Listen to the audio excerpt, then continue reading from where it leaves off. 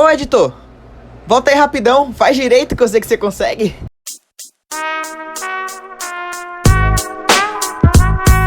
Yeah, Naeem, Boom Tracks, a Soul Chef production. Got me like, don't wanna write this down, I wanna say it while I cite this now. So let me grab the mic. Don't wanna write this down, I wanna say it while I cite this now. So let me have the mic. Falando agora da atuação, né? Vamos lá. O Ron Atkinson. Ron Atkinson, a gente tem muita coisa a se falar sobre ele. Vamos lá. A gente tem muita característica de outros filmes que a gente já viu, principalmente da série Mr. Bean. Né? Então você vê muita presença de linguagem corporal, você vê muito ali ele se mexer, ele se movimentar e aquela coisa exatamente para dar aquele tom de comédia. Expressão facial também é algo que está muito presente, você vê bastante a expressão facial, você vê bastante ele ali fazendo altas caras e bocas, caretas, enfim. Também é tudo muito condizente, ele passa às vezes a seriedade de o que seria um espião de verdade, né, que é o Johnny English, e ao mesmo tempo ele passa esse tom de comédia que seria a proposta maior do filme, né, então ele consegue fazer uma boa mescla entre um e outro nas suas atuações, né, entre muitas caras, muitas seriedades, ao mesmo tempo outras caretas, enfim. A Olga Kurylenko, que faz a Ofélia do filme, né, a espiã russa, eu acho que falta um pouco da personagem, você não consegue ver tanto assim a imagem de uma espiã mesmo.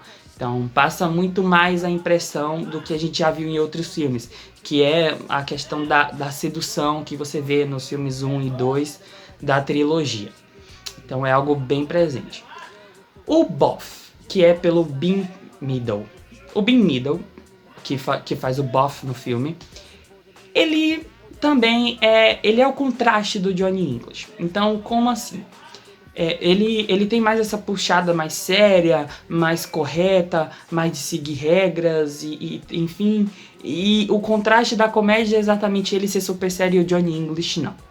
Então, uma das cenas que a gente pode muito exemplificar isso é quando ele fala que precisa abastecer o carro deles e o Johnny English nega, diz que não, que na verdade o carro é super econômico e tal, e durante uma perseguição o carro falta combustível. Então, você percebe esse contraste, é bem condizente, ele passa realmente uma imagem mais séria, de mais centrado, de uma pessoa que segue mais regras, ao mesmo tempo submisso ao espião, né? Ele passa bastante essa impressão. O Jake Lacy, que faz o Jason Volta, não passa muito a ideia de um grande vilão. Ele é um vilão mais tecnológico, mais high-tech, mais moderno, enfim. Mas ao mesmo tempo não passa essa grande imagem de um vilão e tal. Por mais que o filme seja focadamente em comédia, ele não passa muito essa interação toda, essa imagem de vilão e tal. Não caiu bem ali ao Jake Lacy, né? Que faz o Jason Volta.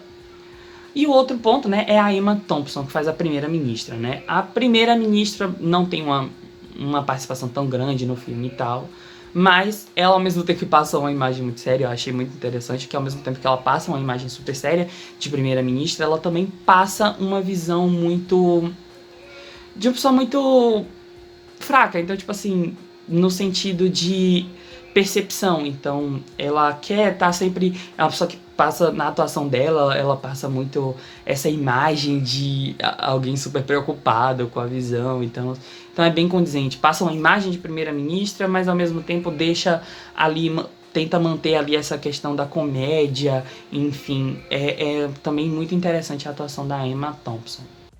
No filme Johnny English, a questão da vestimenta é muito bem brincada e trabalhada. Tanto porque ele, por ser um espião, ele usa aquelas roupas muito discretas, pretas, tudo. Imagina-se que ia ser um filme muito nessa pegada que a gente vê muito hoje em dia, de terno, gravata, roupas pretas, camuflados. Mas é muito pelo contrário, ele brinca muito com essa questão da vestimenta. Tanto que, como muitos filmes de comédia possuem, a questão do disfarce. Que ele se disfarça de cozinheiro, garçom, um cara rico de uma festa. Eles brincam muito com essa questão. Tanto que uma das principais partes, um dos principais armamentos que o Johnny English usa no filme é uma roupa biônica, uma roupa cibernética, cheio de um bioesqueleto, umas coisas um pouco mais mais trajadas, diga-se de passagem, né? O amigo dele também, o Boff, ele no início do filme ele parece ter retratado muito bem essa questão das classes sociais também no filme, né? Porque o amigo Boff, ele mostra muito que no filme, no início, ele usa roupas um pouco mais largas, um pouco mais casuais para pessoas de média para baixa renda. Tanto que o vilão do filme, ele usa roupas mais trajadas, um pouco mais bonitas e finas. A vilã também, uma outra espiã russa que aparece no filme, ela também traja roupas muito mais finas e muito mais chiques, mostrando que o país dela, ou os espiões de lá, são muito melhores, muito mais superiores do que o Johnny English. O que faz dele um filme de ação diferencial ou um filme de comédia diferencial? Bem, ele pega o elemento dos dois. Você geralmente não pensaria, comédia e ação andando lado a lado? Isso é um pouco absurdo, não é? Bem, Johnny English trabalha essa relação de uma maneira muito harmônica, por sinal. E isso faz do filme, de certa forma, interessante, se você parar para analisar. Ao longo do filme, você vai percebendo que a comédia e a ação são empregadas de forma bem interessante, ao ponto de que elas se encaixam muito bem, dependendo das cenas. Por exemplo, algumas cenas onde a ação, os autores conseguiram empregar um momento de comédia para quebrar o clima, ou até para dar continuidade à cena de uma outra forma. Então, eles realmente acertaram nessa questão de empregar comédia e ação no filme.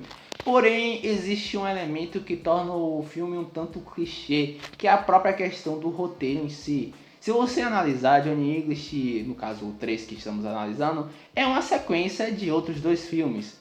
Porém, do que diferencia ele dos outros dois é em relação a mais o tema e as mudanças de cenário.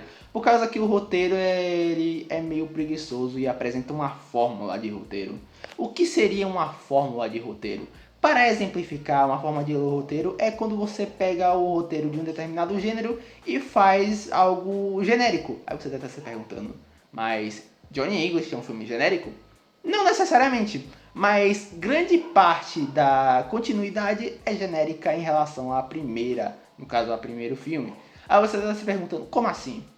Bem, Johnny English ele retira esses elementos de 007, Agente Secreto e entre outras coisas que você vê em filmes de ação mais antigos e dá uma questão mais atual. Por exemplo, o tema do filme 3 é voltado à tecnologia e vemos o personagem se adaptar a essa situação de uma forma um tanto engraçada e cômica.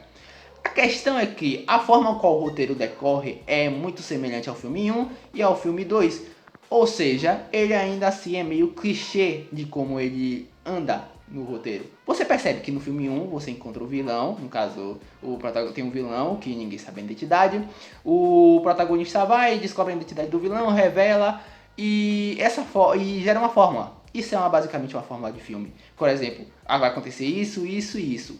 O filme é basicamente o mesmo, em 3 formas diferentes. Aí você deve estar se perguntando, isso faz o filme necessariamente ruim? Não, de forma alguma. O filme é interessante e você provavelmente nem vai perceber isso se você assistir de uma vez só para se divertir. A menos que você faça uma análise contundente em relação a cada fato que acontece, que você vai perceber. Certo que você vai ter uma percepção tipo, isso aqui já não aconteceu antes, ou isso parece muito em relação ao que aconteceu ao filme 1. Mas ainda assim, você vai apreciar o filme pelo tom cômico. Você vai se divertir pela questão do emprego da comédia, pelas cenas absurdas, um monte de fatores aí que fazem o filme bem único em relação à indústria do cinema. Aí você deve estar se perguntando, mas Juan, existem milhares e milhares de filmes de ação que também podem colocar comédia e empregar dessa forma. Mas só que nenhum é com o ator que a gente está falando aqui e o que a gente vai falar mais pra frente. A questão é que o roteiro soube desenvolver o ator e soube desenvolver o personagem que o ator está interpretando, assim como os outros personagens que compõem a cena. Ou seja, apesar do roteiro ser meio fórmula, ele ainda consegue se encaixar em cada parte em mínimo detalhe para fazer o filme engraçado. Certo que alguns CGI peca, outros não são tão surpreendentes e ainda tem sim alguns clichês que tornam o filme um tanto chato se você parar para analisar a fundo. Mas o objetivo do filme é fazer você rir e se divertir. E eu, como experiência, me diverti bastante. Então a nota pro filme é 10 em minha opinião. Apesar de que essa questão do clichê é um pouco chata ainda. Então o filme sim é interessante, mas o clichê torna ele um pouco genérico em relação ao que deveria ser. Poderia surpreender mais? Poderia. Poderia ter algo mais inovador? Poderia, mas é isso. Até a próxima. Quando a gente fala do filme Johnny English 3, temos basicamente um filme totalmente coeso e bem estruturado quando a gente fala de trilha sonora. Quando a gente fala desse aspecto, basicamente temos uma diversificação nas músicas, em que vai desde música eletrônica até música clássica. Então, quando a gente fala também sobre a questão das pausas dos personagens, a gente basicamente está falando de uma pausa em que uma interação perfeita entre a música, o que está acontecendo no filme e a fala dos personagens se encontram e se embatem em uma harmonia. É como se fosse eu estivesse falando com vocês e estivesse tocando a música de fundo e agora está tocando nenhuma música e vocês estão totalmente focados na minha voz. E bom, também tem outro aspecto que é basicamente a música e o filme estarem totalmente interligados. Isso a gente vê na primeira parte do filme. Como falamos de um filme chamado Johnny English 3, que é um dos filmes onde a trilha sonora é basicamente impecável, eu quero trazer alguns exemplos. E o primeiro exemplo é quando passa toda aquela avenida de Nova York, basicamente tocando aquela trilha sonora de qualquer filme de ação. Uma trilha sonora tensa com aquele suspense no ar. E basicamente ele foca em um escritório cheio de computadores. E lá cada um vai sendo hackeado, um por um. E cada vez mais um vai sendo hackeado, o outro vai sendo hackeado. E lá temos a primeira interação entre trilhas sonoras, personagem e o próprio filme. Bom, lá temos a interação entre a própria sonoridade do filme em questão, junto com a trilha sonora, e também temos o primeiro aspecto que eu falei, que nesse caso seria a pausa, que é onde o personagem basicamente vai dizer a trama de tudo que está acontecendo, e ele percebe e fala que todos os computadores, toda a rede de Londres foi hackeada. E bom, já na segunda parte do filme temos um encontrar. Temos o Johnny English e a espiã, que agora não me falha a memória, se chama Olga. Sim, o nome dela é Olga. E vamos lá. Basicamente os dois se encontrando, e aí o Johnny English vai descendo as escadas, e aí há uma primeira interação entre o filme e a trilha sonora, que é quando temos a música clássica, que quando ele vai descendo toca música clássica e ele interage com o piano, o que faz a música e a trilha sonora se encaixarem junto com o filme. E depois, quando a Olga vai tentar matar o Johnny English, que nesse caso era o desejo dela por causa de um mandado que ela tinha para assassinar o Johnny, e ele basicamente troca de uma música totalmente romântica para uma eletrônica totalmente dançante. E bom, pelo menos eu particularmente acho que a trilha sonora do filme Johnny English 3 é impecável. Não mudaria absolutamente nada. É incrível. Agora falando um pouco agora da edição do filme. De modo geral é muito boa, principalmente quando a gente fala sobre o jogo de câmera. Foca bastante os personagens, dá a ideia onde os personagens estão por conta da paisagem de fundo onde o personagem está. Por exemplo, o barco onde pegou fogo no restaurante, dentro do submarino, no castelo, na cidade também. Então dá bastante essa ideia. Também um ponto principal, um ponto importante é a qualidade do filme. A visualização que o filme tem, a visualização que deixa bonita o filme. E também o filtro, para deixar também de forma bonita. Então esses três aspectos é bem importante dentro do filme. E os cortes também do filme muito boa, que eles cortam bem lugares certos, de um personagem a outro, de uma cena a outra e de lugares a outros, não interferindo em fala de ninguém. Bem, o filme em si ele apresenta assim diversos aspectos e momentos, cenas que utilizam de efeitos especiais, efeitos digitais, e na real, dentro do enredo do filme, dentro da proposta do filme, é muito bem utilizado, principalmente no começo do filme, do começo pro meio do filme, é muito bem utilizado. Isso é mostrado, por exemplo, com os artefatos que o Johnny English usa, aquelas coisas que a gente vê no nosso dia a dia, mas que na verdade são itens de agentes secretos, certo? Ou então algumas outras coisas mais sutis que são colocadas ali para poder nos dar a sensação de imersão dentro daquele universo que é apresentado dentro do filme, certo? O problema mesmo, na verdade, ele se encontra do meio pro final do filme, quando a gente vai começando a partir pro final do filme. Por quê? Porque meio que esses efeitos eles começam a ser exagerados e alguns efeitos e cenas feitas artificialmente, eles começam a ficar meio toscos dentro daquela proposta, certo? Então, o que era no começo estava bem dosado e estava muito bem inserido, começa a ser exagerado e começa a ficar saturado. Então, um exemplo disso, por exemplo, é quando aquela cena a qual o submarino ele sobe, né?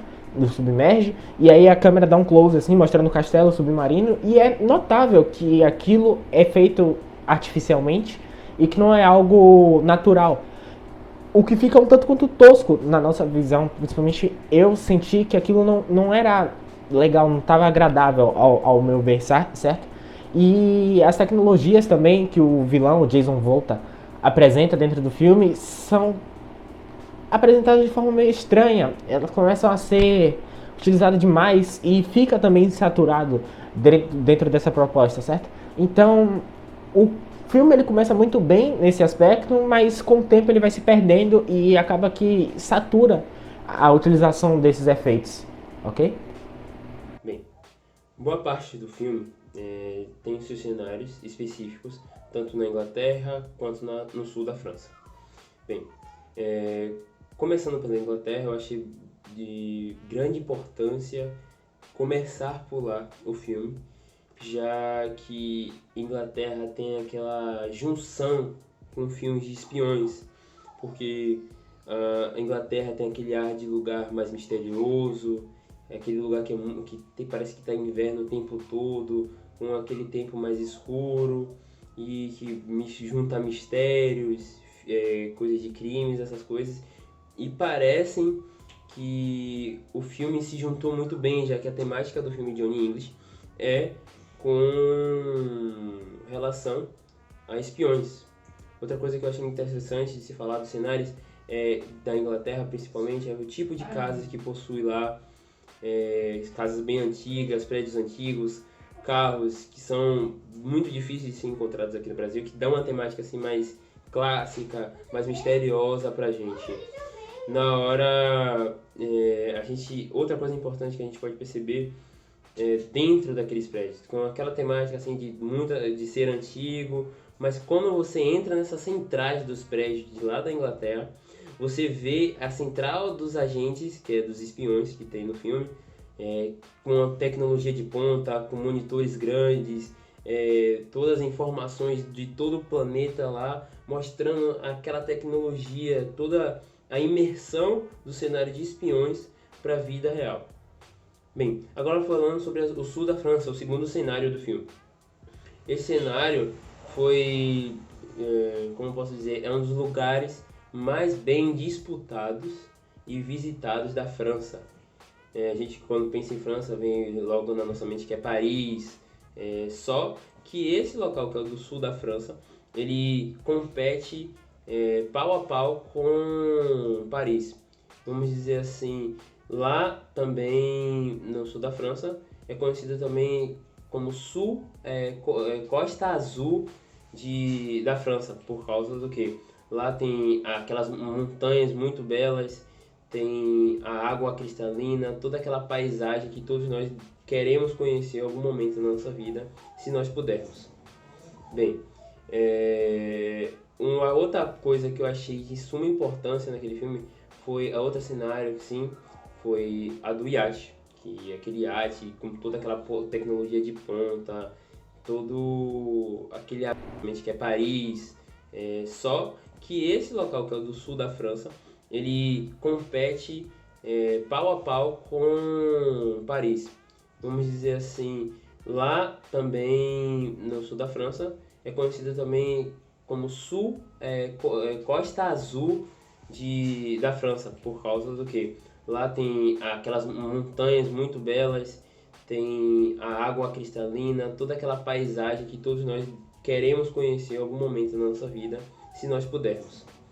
Bem, uma outra coisa que eu achei de suma importância naquele filme foi a outra cenário, sim, foi a do iate. Que aquele iate com toda aquela tecnologia de ponta, todo aquele avanço, nos mostra o quão a gente pode, como assim dizer, quão tecnológico algo pode ser, já que uma casa normal não teria todas aquelas coisas, não teria o mesmo tamanho que aquele iate possui, que eu achei muito importante também pro cenário de filme. Mas fica assim, com essa sinalização da costa sul da França, da Inglaterra, do iate, do que tem dentro dos prédios, os apetrechos, tudo aquilo faz o cenário ficar cada vez melhor, cada vez imergindo a gente dentro do filme que é do Johnny English.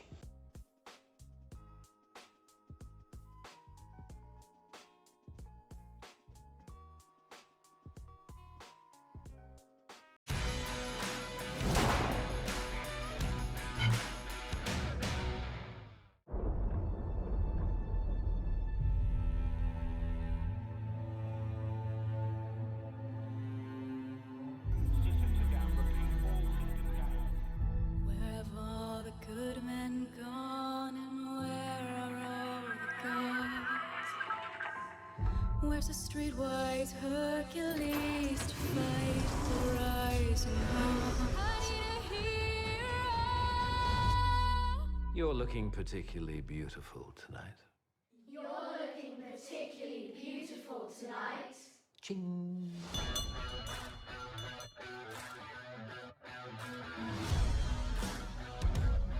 We have a problem. Good. The identities of our serving agents have been exposed. The country is in a state of complete chaos, and the universe sends me you. Sir! Yes, all right, Buff, we're going on a mission, not a honeymoon. Yes, of course, sir. Destination? South of France, sir. Arm the missile. They're just cyclists, sir. They're French cyclists, Buff, and they're obstructing Her Majesty's Secret Service.